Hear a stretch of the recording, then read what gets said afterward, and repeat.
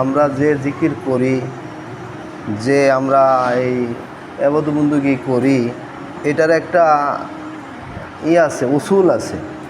কারণ হাদিস শরীফে যে জিকিরের কথা আসছে, জিকির নিজে নিজে করলে বরকত তো অবশ্যই আছে, কিন্তু কামেল পরিপূর্ণ বরকত হয় না।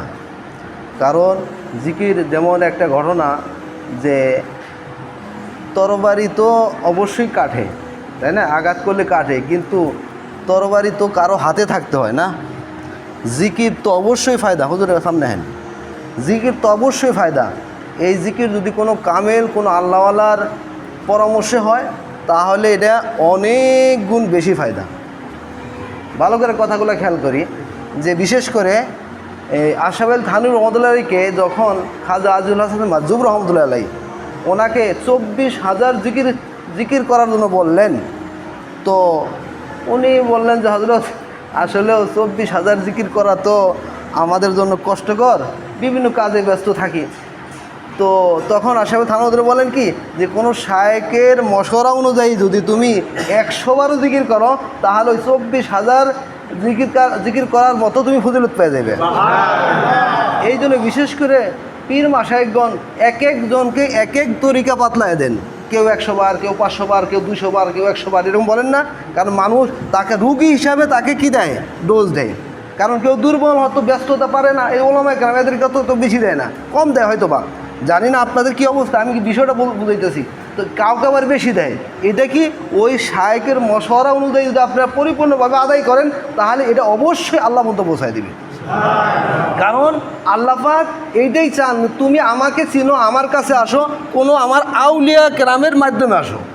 যখন তুমি আউলিয়া কেরামের মাধ্যমে আসবা, তখন তুমি পরিপূর্ণ আমার আশেক প্রেমিক হতে পারবা। আর যদি তুমি কোনো আউলিয়া কেরামের ছাড়া যদি আসো, হয় তাহাজ্জুদ পড়ো, ইশরাক পড়ো, জিকির করো, কোরআন শরীফ পড়ো, সব কিছু ওয়াজ নসিহত ঠিকই করো, কিন্তু হঠাৎ করে অ্যাক্সিডেন্ট হয়ে যেতে পারে। কারণ তোমার সামনে কি নাই, আউলিয়া কেরামদের আহ্বান নাই। কথা বুঝতে পারলাম?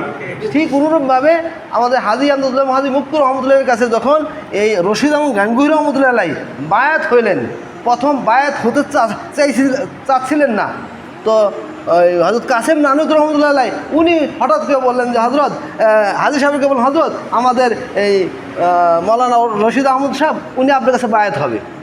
তো হাজী সাহেব রহমতুল্লাহ বায়াত করে নিয়েছেন। বায়াত করানোর পরে রশিদ গাঙ্গুহি বললেন যে ভাই কাসেম নানুতি, তুমি আমাকে এতটা উপকার করলা, আমি তো হয়তো বায়াত হওয়ার চাইছিলাম না, তুমি আমাকে জোর করে বায়াত করছো, তুমি আমাকে এমন এক দৌলত হাসিল করতো, সারা জীবন যদি তোমার শুকরিয়া আদায় করা যাবে না। এই জন্য কোনো কামেল, কোনো আল্লাহওয়ালার সাথে যদি সম্পর্ক হয়, আগের আপনার জিন্দিগি আর পরের জিন্দিগি আকাশ আর জমিন ব্যবধান হবে।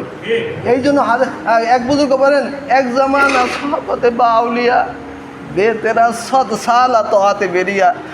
কিছু সময় যদি কোনো আউলিয়া কেরামদের কাছে থাকা যায়, 100 বছর নফল আবাদত করার সাথেও, রিয়া মুক্ত আবাদত করার সাথেও বেশি সব।